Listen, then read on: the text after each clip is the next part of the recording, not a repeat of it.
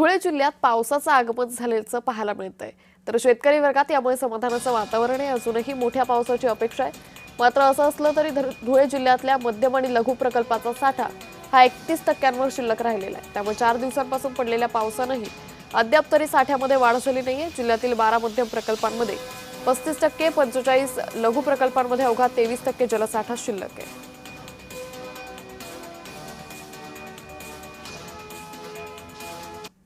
धुळे शहरासह जिल्ह्याभरामध्ये जून महिन्यामध्ये एक थेंब देखील पावसाचा पडला नाही। मात्र आता जुलै महिन्याच्या सुरुवातीला आता दमदार पावसाने हजेरी लावली। मात्र या ठिकाणी आपण पाहायला गेलं की जिल्ह्यातील जलसाठामध्ये देखील वाढ झालेली नाही।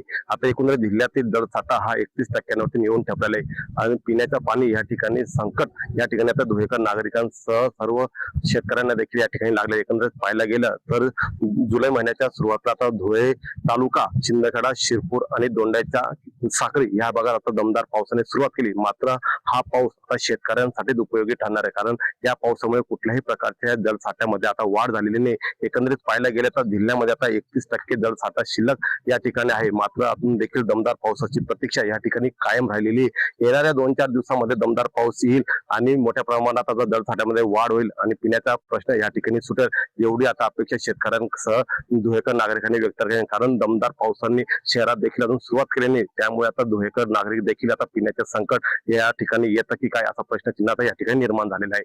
धुळ्याहून तुषार परदेशी, जय महाराष्ट्र न्यूज, धुळे।